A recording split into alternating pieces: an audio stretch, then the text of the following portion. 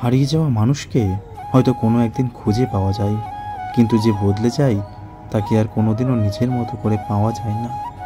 পৃথিবীতে সবচেয়ে সুখী হলো সেই ব্যক্তি যে কষ্টগুলোকে আপন করে নিতে জানে। এই পৃথিবীতে সেই সবচেয়ে বেশি ধোঁকা খায় যে নিঃস্বার্থভাবে অন্যের উপকার করে। যার কাছে তোমার ভালোবাসার কোনো মূল্য নেই, একটু একটু করে তার থেকে দূরে সরে যাওয়াটাই বুদ্ধিমানের কাজ। সবার আগে নিজেকে ভালোবাসতে শেখো, নিজেকে সময় দাও। স্বার্থের দুনিয়ায় কেউ নয় আপন। বন্ধুত্ব সেই হয় যে তোমার অনুভূতিকে কখনো অসম্মান হতে দেয় না।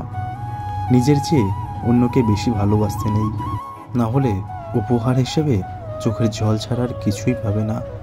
এমন কাউকে ভালোবেসো না যার কাছে প্রয়োজন ছাড়া তোমার কোনো মূল্যই নেই, বরং ভালোবাসো এমন একজনকে যে তোমাকে নিঃস্বার্থভাবে ভালোবাসবে।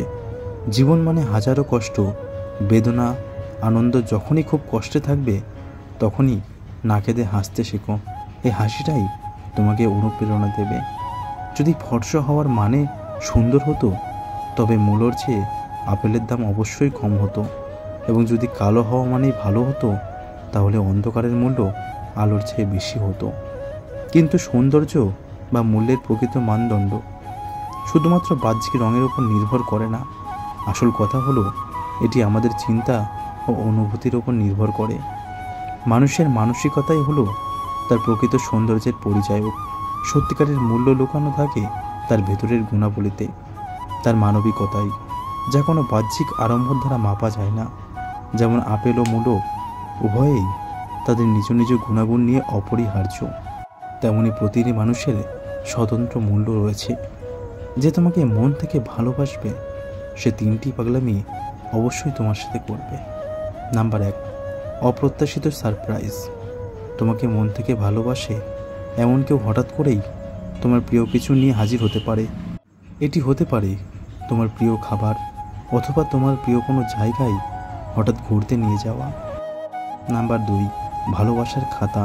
সে তোমার সঙ্গে কাটানো প্রতিটি মুহূর্তের ছবি অথবা লেখা সংগ্রহ করে একটি ভালোবাসার খাতা তৈরি করতে পারে, যেখানে তোমার সঙ্গে কাটানো সুন্দর সময়গুলির স্মৃতি থাকবে।